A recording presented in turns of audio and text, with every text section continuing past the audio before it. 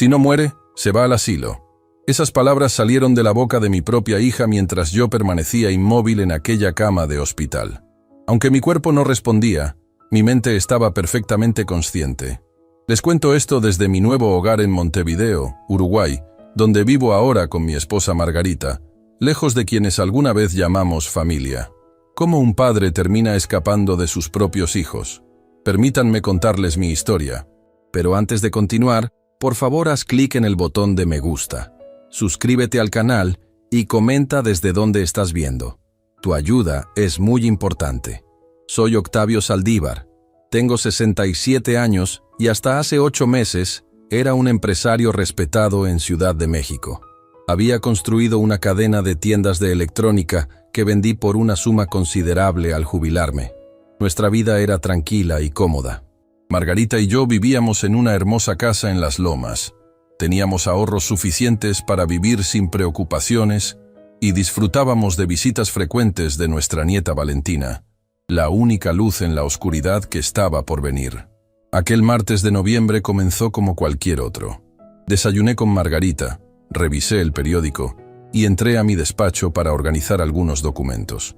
La primera señal de que algo andaba mal fue un entumecimiento en mi brazo izquierdo. Luego vino el dolor de cabeza, intenso como un relámpago.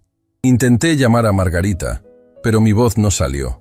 Mi visión se tornó borrosa y sentí que el mundo se inclinaba bajo mis pies. Desperté, o mejor dicho, mi mente despertó. 3 días después. Mi cuerpo seguía inmóvil, incapaz de responder a mis intentos desesperados por moverme. Los médicos lo llaman síndrome de enclaustramiento, una condición en la que la mente está consciente, pero atrapada en un cuerpo que no responde. Para todos los que me rodeaban, yo seguía en coma profundo tras sufrir un derrame cerebral masivo. La habitación 307 del Hospital San Ángel se convirtió en mi prisión y mi escenario. Desde allí, como un espectador silencioso, presencié la verdadera naturaleza de quienes me rodeaban. Margarita venía todos los días. Se sentaba junto a mi cama, sostenía mi mano y me contaba sobre su día. A veces leía para mí, o simplemente permanecía en silencio, acariciando mi cabello canoso. En esos momentos deseaba desesperadamente poder decirle que estaba allí, escuchándola, amándola. Renata, nuestra hija, venía con menos frecuencia y sus visitas eran breves. Al principio pensé que era porque le resultaba doloroso verme así. Qué ingenuo fui. Fue al 5.º día cuando descubrí la verdad. Renata y su esposo Héctor entraron en mi habitación. Yo estaba solo. Margarita había salido a comer algo a la cafetería. ¿Has hablado con el médico hoy?, preguntó Héctor en voz baja mientras cerraba la puerta. Sí, respondió Renata. Dice que no hay cambios. Podría seguir así por semanas, meses o morir, completó Héctor con una frialdad que me heló la sangre. Hubo un silencio que pareció eterno antes de que mi hija respondiera. Eso sería lo más sencillo para todos, dijo finalmente. Su voz sonaba diferente, calculadora. Si no muere, se va al asilo. No podemos mantenerlo en casa. Sería demasiado costoso y complicado. ¿Y tu madre?, preguntó Héctor. Mamá hará lo que yo le diga. Siempre ha sido débil. Podemos convencerla de que es lo mejor para papá. Necesitamos esa casa, Renata, insistió Héctor. Los inversionistas están presionando. Si no pagamos pronto, lo perderemos todo. Lo sé, respondió mi hija con impaciencia. La casa vale al menos 2 millones de pesos. Con eso y los ahorros de papá podríamos cubrir todas nuestras deudas y empezar de nuevo. Cada palabra era como un puñal.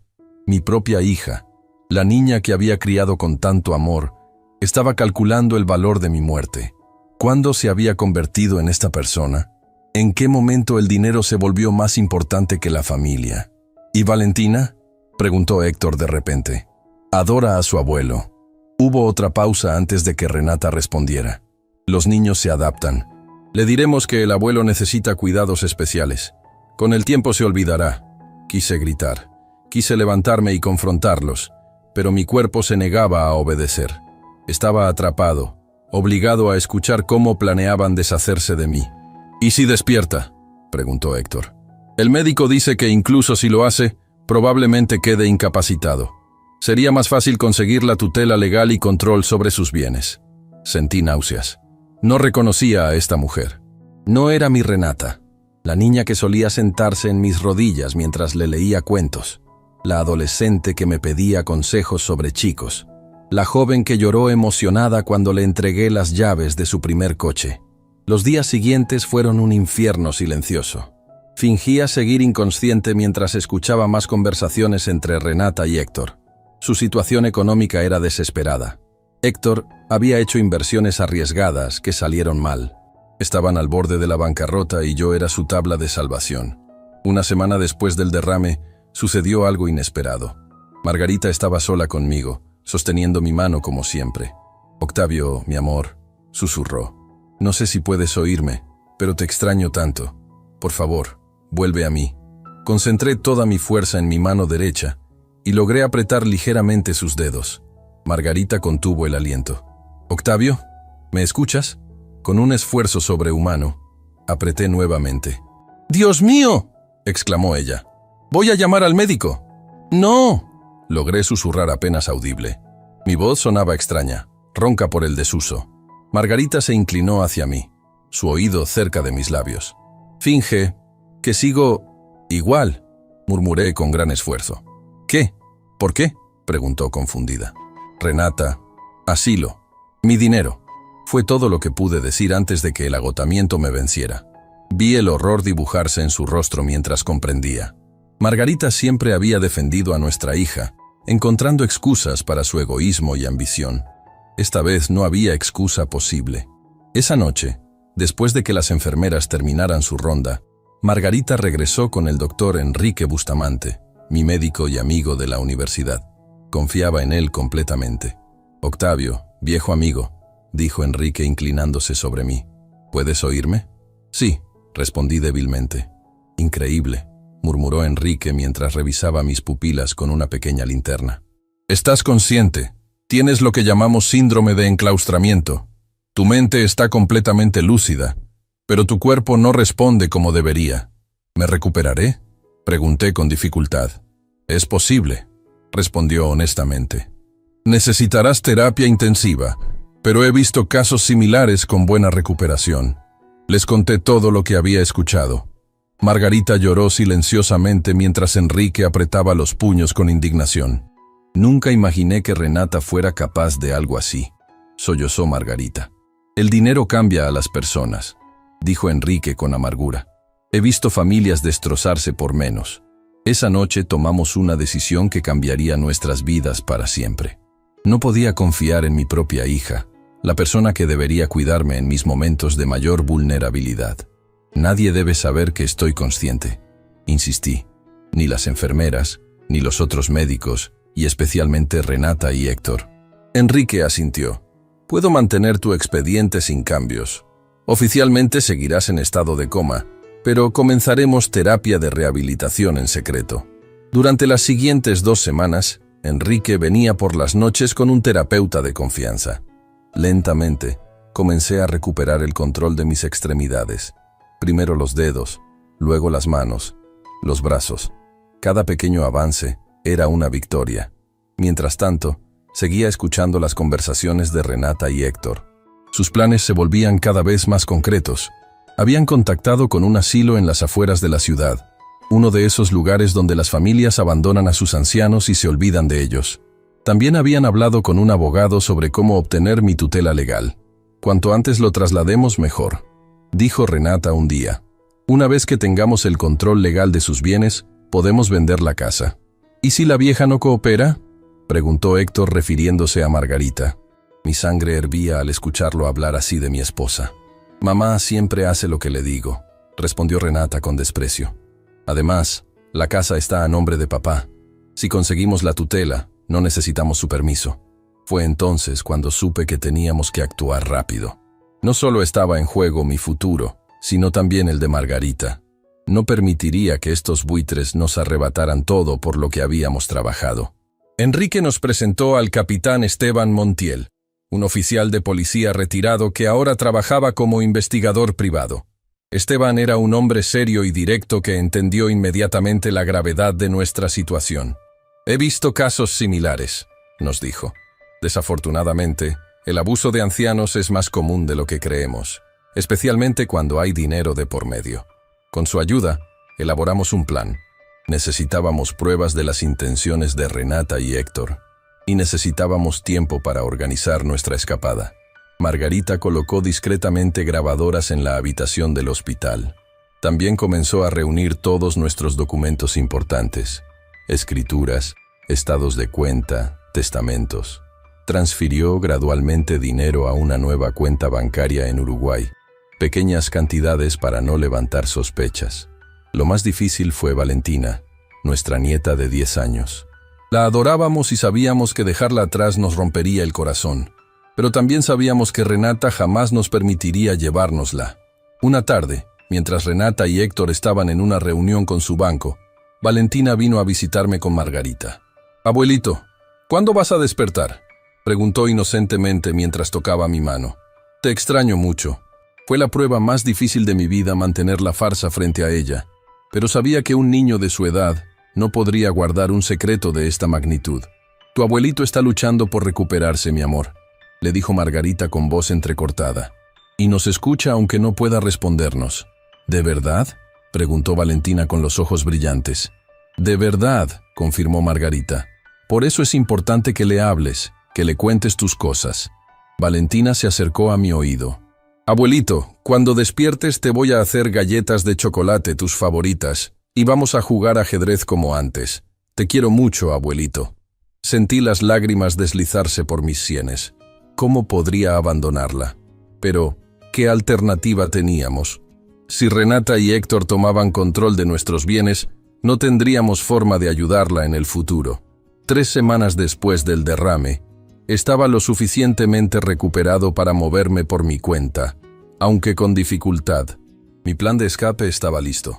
Esa noche, cuando el hospital estaba en su momento más tranquilo, Enrique entró en mi habitación con un uniforme de ordenanza y una silla de ruedas. «Es hora, amigo», dijo en voz baja. Con su ayuda, me levanté de la cama por primera vez en semanas. Mis piernas temblaban como las de un cervatillo recién nacido, pero logré mantenerme en pie lo suficiente para sentarme en la silla de ruedas. Enrique me cubrió con una bata y una gorra quirúrgica que ocultaba gran parte de mi rostro. Luego me empujó fuera de la habitación, por el pasillo, hasta el ascensor de servicio. Mi corazón latía tan fuerte que temía que las enfermeras pudieran oírlo. Margarita nos esperaba en la salida de emergencia con un coche. Esteban estaba al volante. «¿Listo, don Octavio?», preguntó mientras Enrique me ayudaba a subir al asiento trasero. «Listo», respondí con determinación. Tomé la mano de Margarita y la apreté con fuerza. «Vámonos de aquí». Mientras el coche se alejaba del hospital, miré por la ventana trasera. 28 días habían pasado desde que entré por esas puertas. Salía como un fugitivo, huyendo de mi propia familia.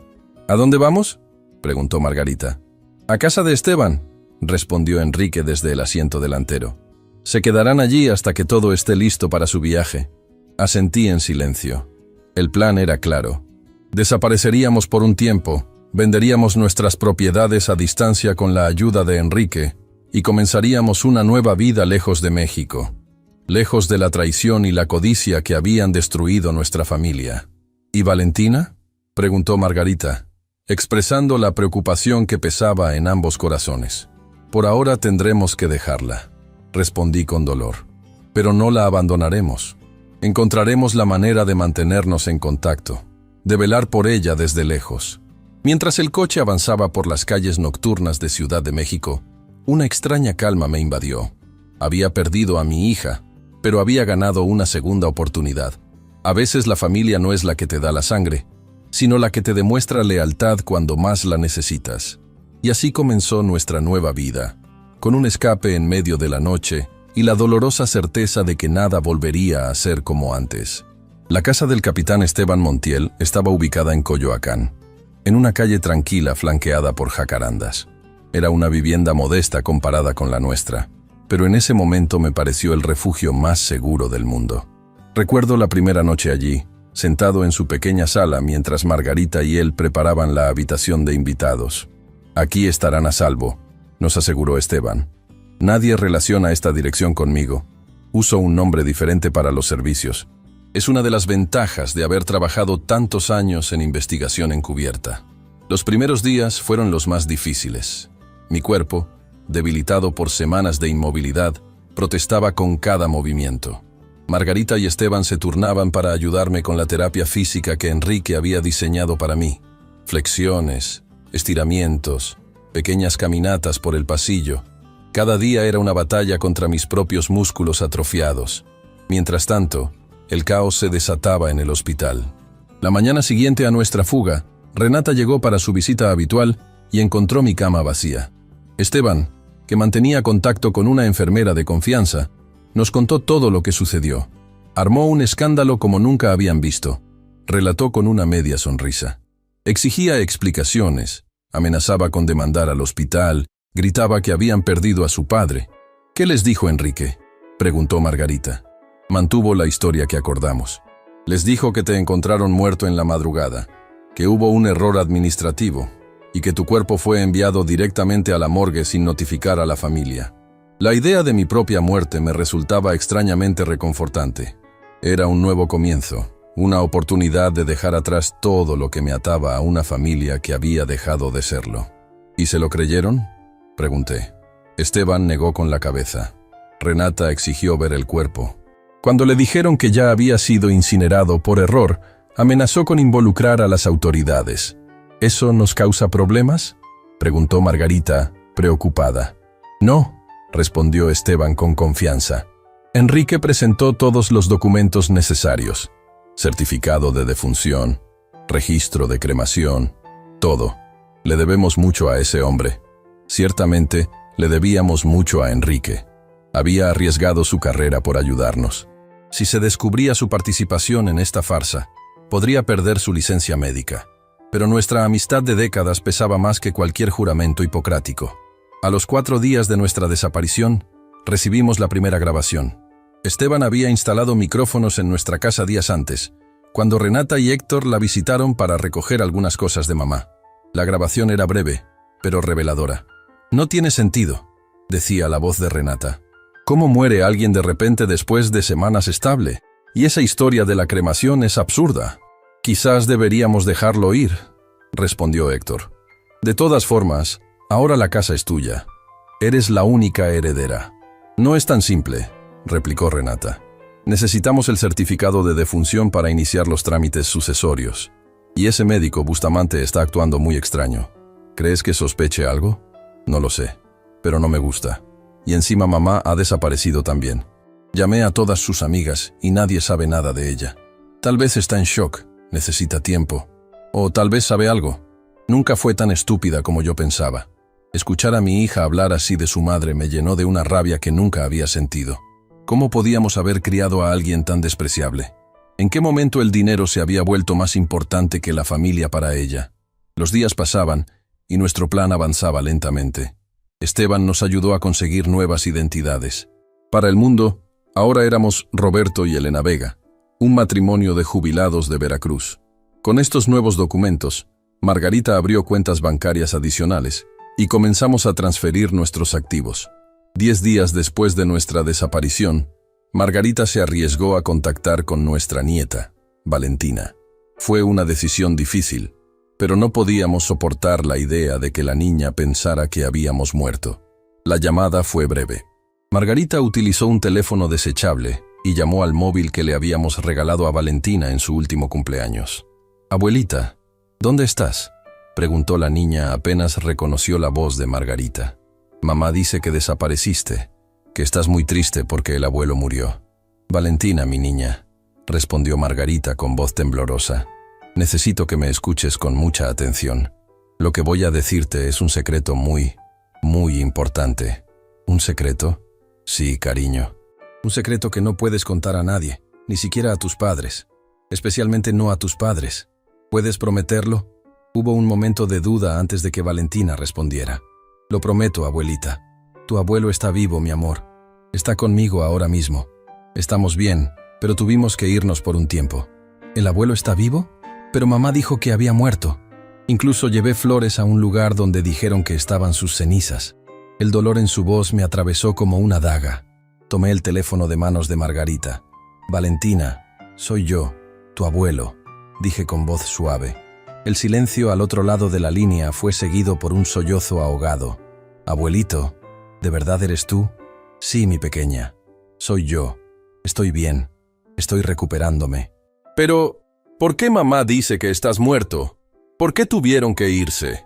¿Cómo explicarle a una niña de 10 años que sus padres habían planeado deshacerse de su abuelo por dinero? ¿Cómo decirle que su madre, la persona que debería protegerla y enseñarle valores, era capaz de mentir sobre la muerte de su propio padre? A veces, Valentina, los adultos hacen cosas difíciles de entender, respondí finalmente. Tu abuela y yo necesitábamos tiempo para arreglar algunos problemas. Pero lo importante es que estamos bien y te queremos muchísimo. ¿Cuándo volverán? Los extraño. Pronto, mi amor. Pero mientras tanto, este debe ser nuestro secreto. Si alguien descubre que hablamos contigo, podríamos tener problemas. Lo prometo, abuelito. No diré nada. Eres una niña muy valiente, Valentina. Estaremos en contacto, te lo prometo. Después de colgar, me quedé mirando el teléfono en silencio. Sabía que estábamos pidiendo demasiado a una niña de su edad, pero no teníamos alternativa. Necesitábamos mantener el contacto con ella. Las semanas siguientes fueron un torbellino de actividad. Con la ayuda de Enrique y Esteban, logramos vender discretamente varias de nuestras propiedades de inversión. El dinero se transfería a nuestras nuevas cuentas en Uruguay. Pequeñas cantidades cada vez para no levantar sospechas. Mi recuperación física avanzaba más rápido de lo esperado. Quizás era la determinación, o tal vez el deseo de estar completamente funcional antes de emprender nuestro viaje. Para el final de la tercera semana, podía caminar sin ayuda por periodos cortos, y mi habla había mejorado considerablemente. Una noche, mientras cenábamos en la pequeña cocina de Esteban, nos mostró un nuevo juego de documentos. Sus pasaportes están listos, anunció, deslizando 2 libretas azul marino sobre la mesa, y sus boletos de avión para Montevideo, con escala en Panamá. Margarita tomó su pasaporte y lo abrió. La foto era reciente, tomada por el mismo Esteban una semana antes, pero el nombre era diferente. Elena Vega. Todo está arreglado, continuó Esteban. El apartamento en Montevideo está pagado por 6 meses. Después pueden decidir si quieren quedarse allí o buscar algo diferente. ¿Cómo podremos agradecerles todo lo que han hecho por nosotros?, preguntó Margarita, con lágrimas en los ojos. Esteban sonrió. Considérenlo una devolución por todos esos años en que me alimentaron cuando era un estudiante sin dinero. Además, añadió con un guiño, siempre quise participar en una operación de esta magnitud. Mientras preparábamos nuestra partida, seguíamos monitoreando a Renata y Héctor a través de las grabaciones que Esteban recogía regularmente. Su frustración crecía día a día. Sin un certificado de defunción oficial y con Margarita desaparecida, no podían iniciar los trámites para reclamar la casa ni los demás bienes. Algo no encaja, decía Renata en una de las grabaciones. Primero mi padre muere misteriosamente, luego mi madre desaparece sin dejar rastro. Y ahora nos dicen que hay un problema con los documentos del hospital. ¿Crees que están vivos?, preguntó Héctor. No lo sé, pero si lo están, si esto es algún tipo de truco, los encontraré. Y cuando lo haga, desearán estar realmente muertos. La amenaza en su voz me heló la sangre. Esta no era mi hija, era una extraña, consumida por la codicia y el resentimiento. El día de nuestra partida llegó más rápido de lo que esperábamos. Esteban nos llevó al aeropuerto 3 horas antes de nuestro vuelo, tomando rutas secundarias para asegurarse de que no nos seguían. Recuerden, nos instruyó mientras sacaba nuestras maletas del maletero. Son Roberto y Elena Vega. Él tuvo un derrame hace unos meses y todavía está recuperándose. Van a Montevideo a visitar a su hijo. Mantengan la historia simple. Asentí. Habíamos practicado nuestra nueva identidad durante días. A estas alturas, casi me sentía como Roberto Vega. La despedida fue breve pero emotiva. Esteban nos había dado un hogar cuando más lo necesitábamos. Nos había protegido y ayudado a planear nuestra nueva vida. Cuídense mucho, dijo, abrazándonos a ambos. Y no se preocupen por Valentina. La vigilaré de cerca. Gracias, amigo mío, respondí, estrechando su mano con fuerza. El aeropuerto estaba lleno, como siempre. Nos movíamos lentamente entre la multitud, yo apoyado en un bastón y Margarita llevando nuestro equipaje de mano. Cada rostro desconocido me parecía una posible amenaza. ¿Y si Renata había contratado a alguien para buscarnos? ¿Y si de algún modo había descubierto nuestro plan? Pasamos el control de pasaportes sin problemas. El oficial apenas miró nuestros documentos antes de estampar el sello de salida. Nuestras nuevas identidades funcionaban. Mientras esperábamos en la sala de embarque, Margarita apretó mi mano. ¿Estamos haciendo lo correcto, Octavio?, preguntó en voz baja. La miré a los ojos, esos mismos ojos que me habían mirado con amor durante más de 40 años. No lo sé, mi amor, respondí honestamente, pero sé que estar juntos es lo correcto. El resto lo iremos descubriendo sobre la marcha. Nuestro vuelo se anunció puntualmente. Mientras caminábamos hacia la puerta de embarque, sentí una mezcla de tristeza y liberación. Dejábamos atrás una vida entera, amigos, recuerdos, lugares familiares, pero también dejábamos atrás la traición y el dolor. El avión despegó justo cuando el sol comenzaba a ponerse sobre Ciudad de México. Desde la ventanilla, vi cómo la ciudad que había sido mi hogar durante toda mi vida se hacía cada vez más pequeña hasta desaparecer entre las nubes. «Adiós, Renata», murmuré. «Espero que algún día entiendas lo que has perdido». Margarita se inclinó hacia mí. «¿Dijiste algo?» «Nada importante», respondí, tomando su mano. Solo estaba cerrando un capítulo de nuestra vida. Mientras el avión se dirigía hacia Panamá para nuestra primera escala, saqué de mi bolsillo el pequeño teléfono que usaríamos para comunicarnos con Valentina. Era nuestra única conexión con el pasado, el único hilo que no estábamos dispuestos a cortar. «Pronto, mi niña», prometí en silencio. «Pronto encontraremos la manera de verte de nuevo». El viaje a Montevideo fue largo y agotador. Para cuando aterrizamos estaba física y emocionalmente exhausto, pero también sentía una extraña paz. Habíamos escapado, estábamos a salvo. Un taxi nos llevó a nuestro nuevo apartamento en el barrio de Pocitos, a pocas cuadras de la playa. Era un lugar pequeño pero luminoso, con vistas parciales al Río de la Plata. Nuestro nuevo hogar. «Bienvenido a tu nueva vida, Roberto Vega», dijo Margarita con una sonrisa cansada mientras abría la puerta. «Gracias, Elena», respondí, siguiéndole el juego. «Creo que nos va a gustar aquí». Y así comenzó nuestro exilio, nuestra vida como fugitivos de nuestra propia familia. No sabíamos cuánto tiempo duraría, ni cómo terminaría esta historia, pero estábamos juntos, y por ahora, eso era suficiente. Lo que no sabíamos entonces es que Renata no se daría por vencida tan fácilmente y que nuestro pasado nos encontraría mucho antes de lo que imaginábamos. Montevideo nos recibió con brazos abiertos. Había algo en esta ciudad que nos resultaba inmediatamente acogedor. Las calles arboladas, el ritmo pausado de la vida, la amabilidad de sus habitantes. Quizás era el contraste con la tensión constante que habíamos vivido durante las últimas semanas en México, pero sentíamos que podíamos respirar de nuevo. Nuestro apartamento en Pocitos era modesto pero cómodo. 2 habitaciones, un pequeño estudio que convertimos en sala de ejercicios para mi rehabilitación y un balcón con vista parcial al Río de la Plata.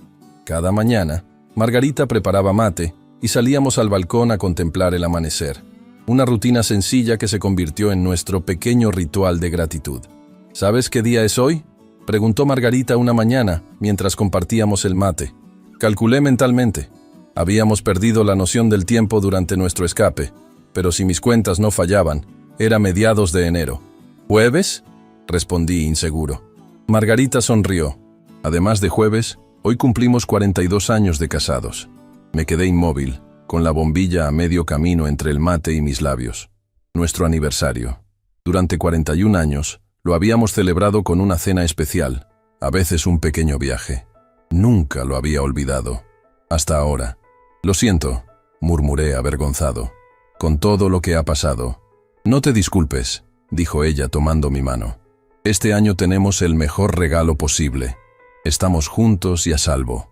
La abracé en silencio, agradecido por esta mujer que había dejado todo atrás por mí, que había enfrentado lo inimaginable sin perder su capacidad de encontrar belleza en lo cotidiano. Esa noche, a pesar de nuestros limitados recursos, improvisamos una pequeña celebración. Compré flores en el mercado de la esquina y Margarita preparó una pasta casera. Abrimos una botella de vino uruguayo y brindamos por nuestra nueva vida, por las segundas oportunidades.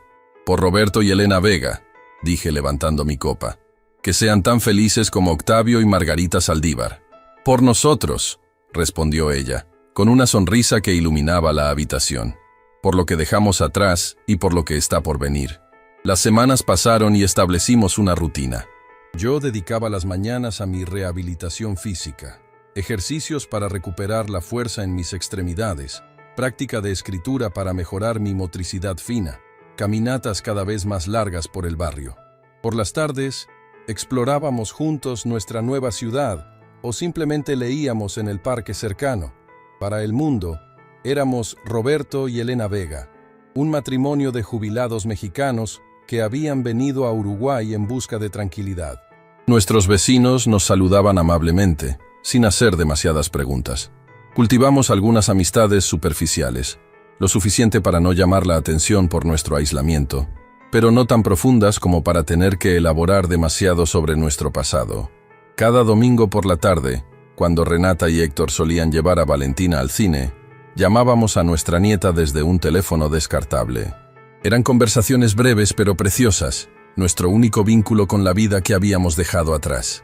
«Abuelito, ¿cómo está tu brazo?», preguntó Valentina durante una de estas llamadas, unos 2 meses después de nuestra llegada a Montevideo. «Mucho mejor, mi amor», respondí, sorprendido por su pregunta específica. «¿Por qué lo preguntas?». «Porque en tu carta dijiste que te dolía cuando hacía frío». Miré a Margarita, confundido. No le había enviado ninguna carta a Valentina. Era demasiado arriesgado. «¿Carta? ¿Qué carta, cariño?» «La que me llegó la semana pasada. Tenía estampillas muy bonitas y venía de... No recuerdo el nombre del lugar, pero sonaba como un pájaro». «¿Montevideo?», preguntó Margarita alarmada. «Sí, eso, Montevideo. Decía muchas cosas bonitas y tenía una foto de ustedes en una playa». Sentí que la sangre se me helaba. Nosotros no habíamos enviado ninguna carta, ni ninguna foto. Alguien estaba fingiendo ser nosotros, tratando de obtener información de Valentina. «Valentina, escúchame con mucha atención», dije, manteniendo mi voz tranquila para no asustarla. «Esa carta no era nuestra. No le hemos enviado ninguna carta ni foto. Pero tenía tu letra, abuelito. Y hablaba de cosas que solo tú sabes. ¿Tienes la carta contigo ahora?». «No. Está escondida en mi habitación, en el libro de cuentos que me regalaste». «Bien. Necesito que hagas algo muy importante por mí.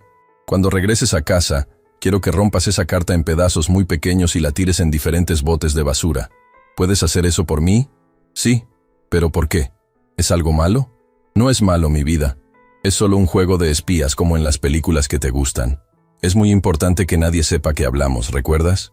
«Lo recuerdo», respondió ella con seriedad. «Lo haré apenas llegue a casa». Después de colgar, Margarita y yo nos miramos con preocupación. «Renata», dijo ella. «Tiene que ser Renata». «Pero ¿cómo supo dónde estamos?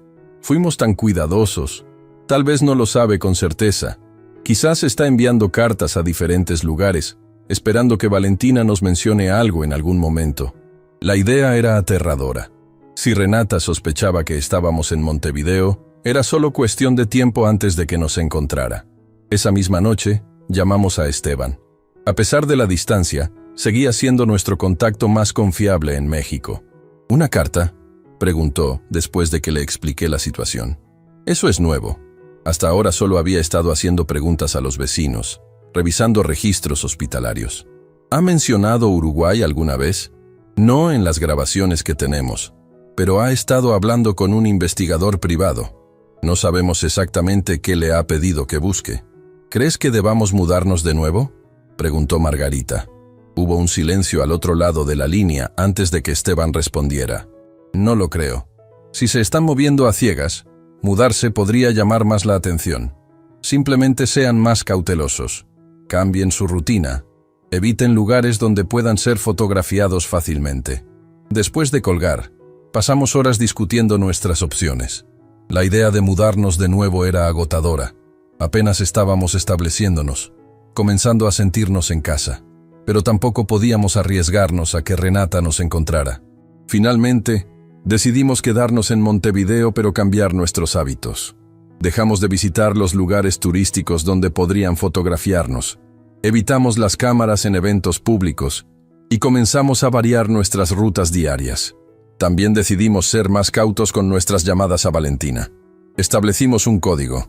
Si ella decía que había visto pájaros azules, significaba que alguien le había estado haciendo preguntas sobre nosotros. Pasaron 3 semanas sin incidentes. Comenzábamos a pensar que quizás habíamos exagerado nuestra reacción, que la carta había sido solo un intento a ciegas de Renata. Y entonces, una mañana de domingo, recibimos una llamada de Esteban. «Tienen que ver esto», dijo sin saludar siquiera. «Les estoy enviando un enlace a su correo». El enlace nos llevó a una publicación en un grupo de Facebook llamado Personas Desaparecidas en México. Allí estaba, un post con nuestras fotos. Margarita sonriendo durante nuestro último aniversario, yo en la graduación de Renata. El texto decía, ayuda para encontrar a mis padres desaparecidos. Octavio Saldívar, 67, y Margarita Fuentes, 65. Desaparecieron hace 3 meses en Ciudad de México. Mi padre había sufrido un derrame cerebral y estaba hospitalizado cuando, inexplicablemente, tanto él como mi madre desaparecieron sin dejar rastro. Temo que puedan estar desorientados o ser víctimas de algún tipo de fraude o coerción. Si los han visto o tienen cualquier información, por favor contacten conmigo. Y abajo, el nombre y teléfono de Renata. Es astuta, comentó Esteban. Está usando la preocupación como fachada para encontrarlos. Muchas personas compartirán esto pensando que están ayudando a una hija desesperada. ¿Qué podemos hacer?, preguntó Margarita, visiblemente angustiada. Por ahora, nada más que ser cautelosos. Este post no ha sido compartido en grupos uruguayos todavía. Estoy monitoreando la situación. Después de colgar, nos quedamos sentados en silencio en nuestra pequeña sala. La farsa de Renata era perfecta. La hija preocupada buscando a sus padres ancianos y vulnerables. ¿Quién no querría ayudarla? Quizás deberíamos contactar con un abogado aquí, sugerí finalmente. Alguien que pueda aconsejarnos sobre nuestros derechos en Uruguay. Margarita asintió. Es buena idea. Y tal vez deberíamos pensar en un plan de contingencia, por si nos encuentra. El abogado que consultamos, el doctor Mauricio Reyes, nos escuchó con atención y sin juzgarnos. Le contamos una versión simplificada de nuestra historia, que habíamos escuchado a nuestra hija planear internarnos en un asilo para apoderarse de nuestros bienes, y que habíamos decidido empezar de nuevo en otro país. Su situación es complicada pero no única, nos dijo. He visto casos similares de adultos mayores huyendo del abuso familiar. Desde el punto de vista legal, ustedes no han cometido ningún delito. Son adultos competentes que decidieron cambiar de residencia. ¿Pero qué pasa si nuestra hija nos acusa de estar mentalmente incapacitados?, pregunté. Yo estuve en coma, después de todo. Eso requeriría un proceso legal complejo, especialmente siendo un caso internacional. Necesitaría presentar pruebas médicas recientes, obtener órdenes judiciales. Es un proceso que llevaría meses, incluso años. ¿Y mientras tanto? Mientras tanto, pueden solicitar residencia permanente en Uruguay. Como jubilados con ingresos estables, califican para un programa especial. Una vez que tengan residencia, estarán más protegidos. Seguimos su consejo y comenzamos el trámite para obtener nuestra residencia. El proceso era sorprendentemente sencillo. Presentar pruebas de ingresos regulares, pasar un examen médico básico y demostrar que teníamos un lugar para vivir. Mientras esperábamos que nuestros papeles se procesaran, la búsqueda de Renata se intensificaba. El post de Facebook había sido compartido miles de veces y comenzaba a aparecer en grupos uruguayos. Esteban nos informaba regularmente sobre sus movimientos.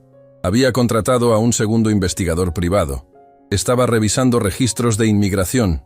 Había incluso ofrecido una recompensa por información. Es solo cuestión de tiempo, dijo Margarita una noche, mientras nos preparábamos para dormir. Alguien nos reconocerá eventualmente. Tal vez deberíamos enfrentarla, respondí. En nuestros términos, no en los suyos. ¿Qué quieres decir? Estoy cansado de huir, de vivir con miedo. Somos los agraviados aquí, no ella. Quizás deberíamos hacer pública nuestra historia, explicar por qué nos fuimos. Margarita me miró con preocupación. ¿Y Valentina? ¿Has pensado en cómo le afectaría eso? Tenía razón, como siempre. Nuestra nieta ya estaba en medio de esta situación imposible. Exponerla a un escándalo público solo empeoraría las cosas. No hay soluciones perfectas, ¿verdad?, dije finalmente. No en situaciones como esta. Solo hacemos lo mejor que podemos con lo que tenemos. A la mañana siguiente, recibimos un correo electrónico de una dirección desconocida. El asunto era simple. Sé dónde están. El mensaje contenía una sola línea. Apartamento 5B, calle Barreiro 3420, Pocitos, Montevideo.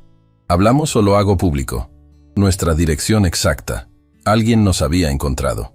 ¿Renata?, preguntó Margarita pálida. No lo creo, respondí examinando el correo electrónico.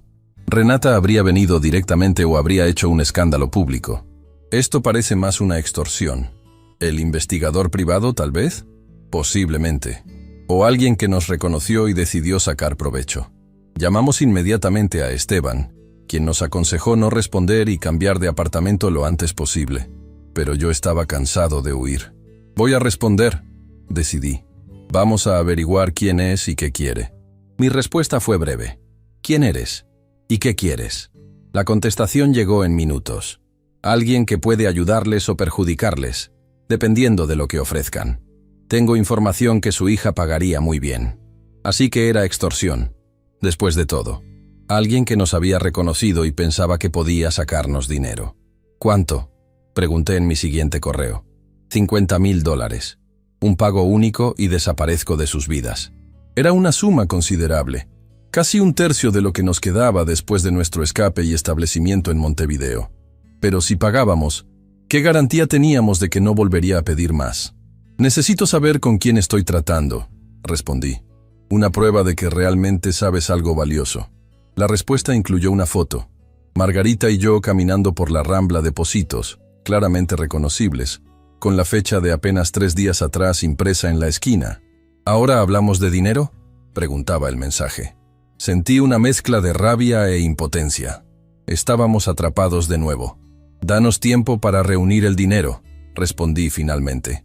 «No podemos transferir sumas grandes de una vez sin levantar sospechas. Tienen una semana. Después, su hija recibe toda la información». Después de compartir esta nueva crisis con Esteban, él nos aconsejó buscar ayuda local. No podíamos depender solo de él, a miles de kilómetros de distancia. Así fue como conocimos a Lorena Méndez, una exoficial de policía uruguaya, que ahora trabajaba como investigadora privada. A través de nuestro abogado, Mauricio, concertamos una reunión discreta en nuestro apartamento. Lorena era una mujer de unos 50 años, de aspecto severo y modales directos. Los extorsionadores generalmente lanzan un anzuelo para ver si pican, nos explicó, después de revisar los correos. Rara vez tienen toda la información que dicen tener. «Pero tienen nuestra foto, nuestra dirección», protestó Margarita. «Eso es fácil de conseguir. Ustedes pasean regularmente por la Rambla, no se ocultan en su edificio. Lo que necesitamos saber es si realmente tienen contacto con su hija o solo están fanfarroneando». Bajo su dirección, enviamos otro correo pidiendo prueba de su contacto con Renata. La respuesta fue vaga, lo que confirmó la teoría de Lorena. Era alguien que nos había reconocido de las fotos compartidas en redes sociales y trataba de sacar provecho, pero no tenía un canal directo con nuestra hija. «Ahora tenemos ventaja», dijo Lorena. «Vamos a tender una trampa». El plan era simple pero efectivo. Responderíamos aceptando pagar, pero insistiríamos en hacer la transacción en persona, en un lugar público. Lorena y 2 de sus colegas estarían esperando para identificar y confrontar al extorsionador. Todo se desarrolló exactamente como Lorena había previsto. El extorsionador resultó ser un empleado de nuestro edificio, un joven portero que había reconocido nuestras caras de las publicaciones de Facebook y pensó que podría ganar dinero fácil. «Nunca contacté a su hija», confesó cuando Lorena lo confrontó. «Solo vi las fotos en Facebook y los reconocí. Pensé que pagarían para mantenerse ocultos. No presentamos cargos formales. A cambio de nuestro silencio, el joven firmó una confesión detallando sus acciones y se comprometió a no volver a contactarnos ni revelar nuestra ubicación. Han tenido suerte esta vez», nos dijo Lorena después, «pero deberían considerar mudarse. Si una persona los reconoció, otros podrían hacerlo también». Tenía razón, por supuesto, pero estábamos cansados de huir, de empezar de nuevo. Uruguay se había convertido en nuestro hogar, y no estábamos dispuestos a renunciar a ello tan fácilmente. «Quizás sea hora de enfrentar nuestro pasado», le dije a Margarita esa noche. No podemos seguir corriendo para siempre. Ella asintió, tomando mi mano entre las suyas. ¿Qué propones? Creo que es hora de que hablemos con Renata directamente. En nuestros términos, no en los suyos. La decisión estaba tomada. Era hora de dejar de escondernos. Si Renata quería encontrarnos, le facilitaríamos la tarea. Pero esta vez estaríamos preparados para el enfrentamiento. Lo que no sabíamos entonces era que Renata ya estaba más cerca de lo que imaginábamos y que nuestro encuentro llegaría mucho antes de lo que habíamos planeado. La decisión de contactar directamente a Renata no fue tomada a la ligera. Durante días, Margarita y yo discutimos los posibles escenarios, las consecuencias, lo que diríamos. Preparamos un correo electrónico cuidadosamente redactado, explicando brevemente por qué nos habíamos ido y proponiendo una conversación en terreno neutral. ¿Estás seguro de esto?, preguntó Margarita la noche antes de enviar el mensaje. Estábamos sentados en nuestro pequeño balcón, contemplando las luces de Montevideo. No, respondí honestamente. Pero estoy seguro de que no podemos seguir viviendo así, mirando constantemente por encima del hombro, temiendo ser descubiertos. Prefiero enfrentar la situación en nuestros términos. ¿Y si intenta algo legal? ¿Alegar que no estás mentalmente capacitado? Tenemos al doctor Bustamante, tenemos las grabaciones, tenemos pruebas de sus intenciones. Y ahora también tenemos a Mauricio y Lorena de nuestro lado. Margarita asintió lentamente. Es solo que todavía no puedo creer que nuestra hija, nuestra Renata, sea capaz de todo esto. Yo tampoco, admití. A veces me despierto en medio de la noche y me pregunto si todo fue un malentendido, si interpretamos mal sus palabras, pero luego recuerdo lo que escuché claramente mientras fingía estar en coma. El correo lo enviamos desde una nueva dirección creada específicamente para esta comunicación. Era breve y directo. Renata, estamos vivos y bien. Sabemos que nos has estado buscando. También sabemos por qué. Escuché tu conversación con Héctor mientras estaba en el hospital. Si no muere, se va al asilo. Esas fueron tus palabras exactas. Decidimos irnos para protegernos. No queríamos terminar en un asilo mientras tú y Héctor se apoderaban de nuestra casa y ahorros para pagar sus deudas. Si quieres hablar, estamos dispuestos. Podemos hacer una videollamada en los próximos días. No pedimos reconciliación, solo claridad y un acuerdo para seguir adelante con nuestras vidas separadas. Octavio y Margarita. Enviamos el correo y esperamos. Un día, 2, 3. Ninguna respuesta. Quizás utilizó una dirección que ya no revisa, sugirió Margarita. O tal vez simplemente decidió ignorarnos, respondí. De cualquier modo, hicimos el intento. Continuamos con nuestra rutina diaria, tratando de no pensar constantemente en el correo sin respuesta. Yo seguía con mis ejercicios de rehabilitación, cada vez más confiado en mis movimientos. Margarita había comenzado a dar clases particulares de español a extranjeros, algo que disfrutaba enormemente y que nos proporcionaba un ingreso adicional. Una semana después de enviar el correo, un viernes por la tarde, alguien llamó a nuestra puerta. No esperábamos visitas. Lorena y Mauricio siempre avisaban antes de venir, y no habíamos hecho suficientes amigos en Montevideo como para recibir visitas inesperadas. Margarita miró por la mirilla y se quedó inmóvil. Cuando se volvió hacia mí, su rostro estaba pálido. «Es ella», susurró. «Es Renata». Mi corazón dio un vuelco. ¿Cómo nos había encontrado? Había rastreado el correo electrónico. ¿Alguien le había dado nuestra dirección? ¿Estás sola?, pregunté, preparándome para lo peor. Sí, al menos eso parece. Tomé una respiración profunda. «Abre la puerta». Margarita dudó, su mano en el picaporte. «¿Y si? Tenemos que enfrentar esto, mi amor. No podemos escondernos para siempre». Con un gesto de resignación, Margarita abrió la puerta.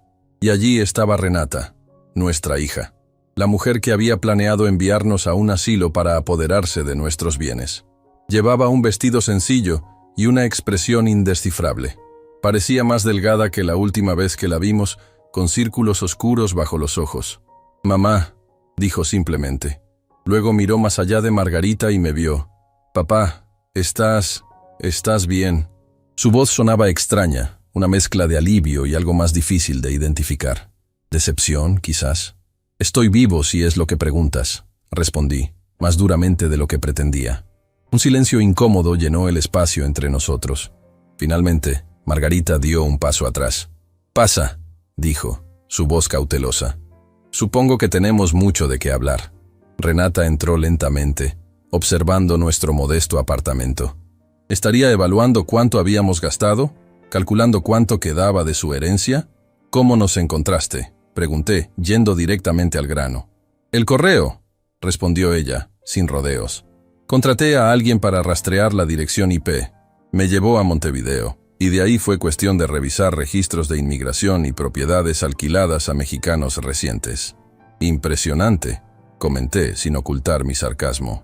¿Cuánto te costó toda esa investigación? ¿Valió la pena el gasto? Renata me miró directamente, y por primera vez noté algo diferente en sus ojos. No era la frialdad calculadora que recordaba del hospital, sino algo más vulnerable. Vendí mis joyas y mi auto para pagarlo, respondió. Y sí, valió la pena. Necesitaba encontrarlos. ¿Para qué?, intervino Margarita. ¿Para terminar lo que empezaste? ¿Para asegurarte de que no quedara nada de tu herencia? Renata cerró los ojos por un momento, como si las palabras la hubieran golpeado físicamente. Merezco eso, dijo finalmente. Merezco su odio, su desprecio. Pero no es por eso que vine. Entonces, ¿por qué?, pregunté manteniendo la guardia alta. Para disculparme, respondió abriendo los ojos. Para tratar de explicar, aunque sé que no hay explicación suficiente para lo que hice, lo que dije. Margarita y yo intercambiamos miradas de incredulidad. De todas las razones que habíamos imaginado para su visita, una disculpa no estaba entre ellas. Siéntate, dijo Margarita finalmente señalando el sofá. Renata se sentó, con la espalda recta y las manos entrelazadas en su regazo. Parecía estar reuniendo valor. Primero, necesito que sepan que Valentina está bien, comenzó. Los extraña terriblemente. Sabe que están vivos, aunque cree que están escondidos por algún tipo de problema legal. ¿Le dijiste eso?, pregunté indignado. Tenía que explicarle de alguna manera por qué sus abuelos, a quienes adora, de repente habían desaparecido y solo la llamaban en secreto. No podía discutir eso. La situación era imposible para todos, especialmente para una niña de 10 años. Segundo, continuó Renata, Héctor y yo nos estamos divorciando. Esa noticia me sorprendió. Recordaba lo desesperados que habían sonado en el hospital, lo unidos que parecían en su plan de deshacerse de mí. ¿Por qué?, preguntó Margarita. Porque descubrí que había estado robando dinero de la empresa durante años. Esa era la verdadera razón de nuestros problemas financieros. No solo malas inversiones, como él decía. Estaba desviando fondos a cuentas personales, haciendo apuestas, manteniendo una relación con otra mujer. ¿Y esto qué tiene que ver con nosotros?, pregunté, todavía escéptico. Tiene todo que ver, respondió Renata. Estaba desesperada, papá. Héctor me dijo que debíamos más de 2 millones de pesos, que perderíamos la casa, que podrían demandarnos penalmente. Me convenció de que la única solución era conseguir dinero rápidamente, y que ustedes, que tú, que yo convenientemente muriera o terminara en un asilo, completé su frase. Renata bajó la mirada, avergonzada. Sí. ¿Y crees que la desesperación justifica planear deshacerte de tu propio padre?, preguntó Margarita, con voz temblorosa de indignación. No, respondió Renata firmemente. Nada lo justifica. Fue monstruoso, imperdonable.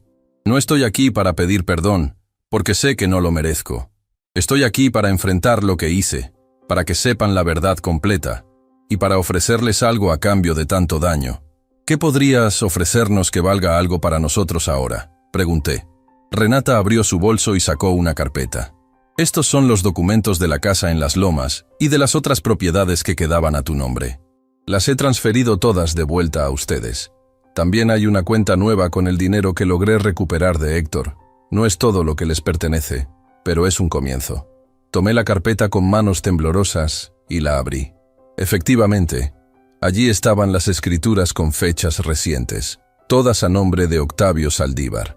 ¿Por qué harías esto?, preguntó Margarita, igualmente sorprendida. Porque es lo correcto, porque nunca debieron ser míos en primer lugar, y porque... Su voz se quebró ligeramente. Porque Valentina merece saber que su madre intentó remediar al menos una parte del daño que causó. Dejé los papeles a un lado y miré a mi hija. Realmente la miré por primera vez desde su llegada. Había algo roto en ella, algo profundamente herido. Recordé a la niña que solía correr a mis brazos cuando volvía del trabajo, a la adolescente que me pedía consejos sobre la vida, a la joven que bailó conmigo en su boda. ¿Qué pasó contigo, Renata?, pregunté, mi voz más suave ahora. ¿En qué momento el dinero se volvió más importante que la familia? Ella sacudió la cabeza. No fue de repente, fue gradual. Héctor siempre tuvo grandes ambiciones, siempre quería más, y yo quería complacerlo. Quería el estilo de vida que él prometía. Nos endeudamos cada vez más, haciendo malabares con las tarjetas de crédito, pidiendo préstamos para pagar otros préstamos. Cuando tuviste el derrame y los médicos dijeron que podrías no recuperarte completamente, Héctor lo vio como una solución a nuestros problemas. ¿Y tú simplemente aceptaste esa solución?, preguntó Margarita. No, al principio. Pero él siguió insistiendo, mostrándome los avisos de embargo, las amenazas de los acreedores. Dijo que era la única manera de proteger a Valentina, de asegurar su futuro, y yo me dejé convencer. Su explicación no justificaba sus acciones, y los tres lo sabíamos. Pero al menos comenzaba a darle sentido a lo incomprensible. ¿Y ahora qué?, pregunté. ¿Qué esperas que hagamos con esta información? ¿Con estos papeles? No espero nada, respondió Renata.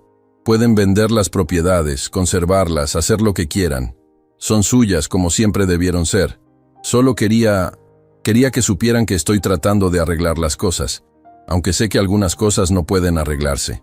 Miré a Margarita, buscando su reacción. Su rostro mostraba una mezcla de emociones. Dolor, confusión, un atisbo de esperanza quizás. Hay algo más, continuó Renata. Valentina tiene un recital de piano en 2 semanas. Es su primera presentación importante. Ella desearía que estuvieran allí. ¿Nos estás invitando a volver a México?, preguntó Margarita sorprendida. Les estoy ofreciendo una oportunidad de ver a su nieta, si es lo que desean. No tienen que verme a mí. Puedo dejarla con ustedes y mantenerme a distancia. La idea de ver a Valentina, de abrazarla después de tantos meses, era tentadora, pero también aterradora. Volver a México significaba enfrentar todo lo que habíamos dejado atrás. ¿Cómo sabemos que esto no es otra trampa?, pregunté cauteloso. ¿Qué garantía tenemos de que no intentarás algo una vez que estemos allí? Renata sacó otro documento de su bolso. Este es un acuerdo legal, redactado por mi abogado pero revisado por un tercero independiente.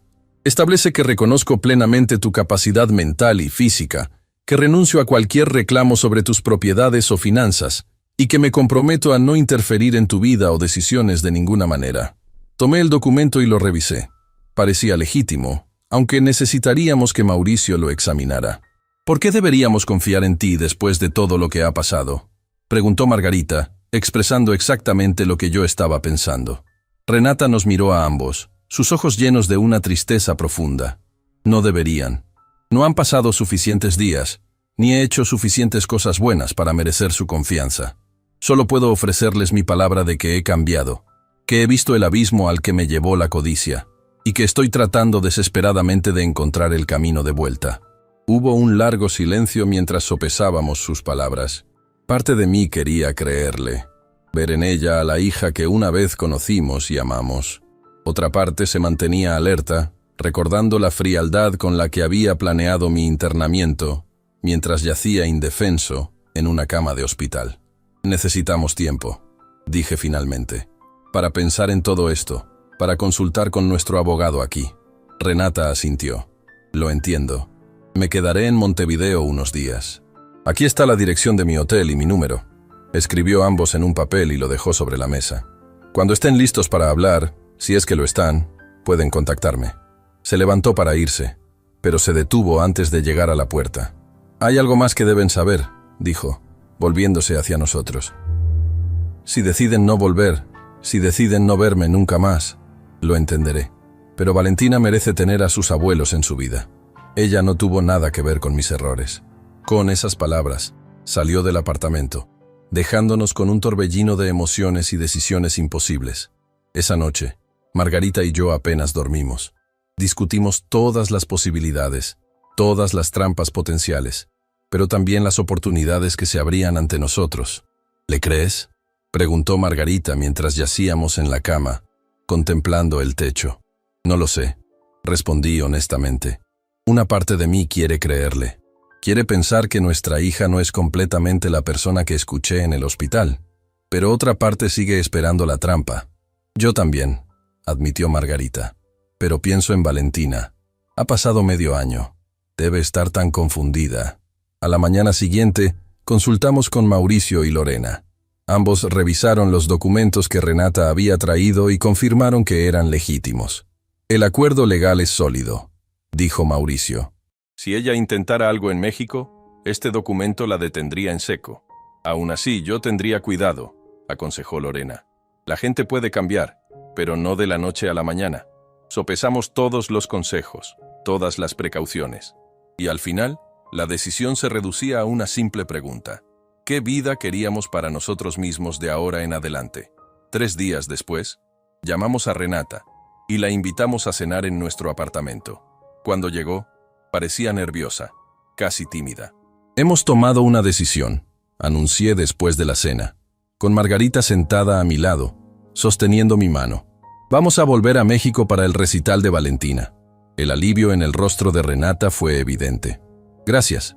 Significa mucho, para ella y para mí. Pero con condiciones, continuó Margarita. Primero, nos quedaremos en un hotel, no en la casa ni contigo. Segundo, queremos que el doctor Bustamante me examine completamente para documentar mi estado de salud actual. Y tercero, mantendremos nuestra residencia aquí en Montevideo por el momento, como precaución. Renata asintió a cada condición. Por supuesto, lo que necesiten para sentirse seguros. Y una cosa más, añadí. Esto es por Valentina, no por ti. Nuestra relación contigo. Eso tomará tiempo, si es que alguna vez se repara. Lo entiendo, respondió ella con voz quebrada. No espero perdón, solo una oportunidad para demostrar que puedo ser mejor de lo que fui. 2 semanas después, aterrizamos en Ciudad de México. Era extraño estar de vuelta, como si hubiéramos estado ausentes por décadas en lugar de meses. La ciudad parecía a la vez familiar y ajena. El recital de Valentina fue en el auditorio de su escuela. Nos sentamos en la tercera fila, lejos de Renata que estaba en la primera. Cuando Valentina salió al escenario en su vestido blanco, con su cabello recogido en un moño elegante, sentí que mi corazón se expandía. Tocó Claro de Luna de Debussy, sus pequeños dedos moviéndose con sorprendente destreza sobre las teclas. Al terminar, cuando el público aplaudía, sus ojos recorrieron las filas hasta encontrarnos. La sonrisa que iluminó su rostro valía cada momento de dolor, cada noche de incertidumbre que habíamos pasado. Después del recital, tuvimos nuestro reencuentro privado en una pequeña sala que la escuela había dispuesto para nosotros. Valentina corrió a nuestros brazos, llorando y riendo al mismo tiempo. Sabía que vendrían, dijo entre sollozos. Sabía que no me habían olvidado. Nunca podríamos olvidarte, mi amor, respondió Margarita acariciando su cabello. Eres la luz de nuestras vidas. Renata observaba desde la puerta, manteniendo su promesa de darnos espacio. Cuando nuestros ojos se encontraron por encima de la cabeza de Valentina, vi en los suyos una mezcla de arrepentimiento y esperanza. Un largo camino nos esperaba para reconstruir la confianza, para sanar las heridas. Quizás nunca llegaríamos a perdonarla completamente, pero por Valentina, por nosotros mismos, estábamos dispuestos a intentarlo. Esa noche, de vuelta en nuestro hotel, Margarita me preguntó, ¿crees que algún día volveremos a ser una familia normal? No lo sé, respondí, contemplando las luces de la ciudad que una vez fue nuestro hogar. Pero creo que hemos encontrado un nuevo tipo de normalidad. Una donde no damos nada por sentado, donde valoramos cada momento juntos porque sabemos lo frágil que puede ser todo. Mientras me quedaba dormido con Margarita en mis brazos, pensé en el extraño viaje que nos había llevado hasta aquí. Un derrame cerebral, palabras crueles escuchadas en un estado de semiconciencia, una fuga, un exilio, y ahora, un tentativo camino de regreso. No a la vida que teníamos antes, sino a algo nuevo, algo construido sobre la dolorosa sabiduría de la experiencia. A veces, las peores traiciones nos llevan a las verdades más importantes. Y a veces, solo fingiendo estar inconscientes podemos descubrir quiénes son realmente las personas que nos rodean, y quiénes somos nosotros cuando todo lo que creíamos seguro se desmorona. Si te impactó mi historia, Suscríbete ahora y activa las notificaciones para no perderte la segunda parte, donde revelaré qué pasó después con mi nieta Valentina. ¿Tú qué hubieras hecho en mi lugar? Cuéntame en los comentarios.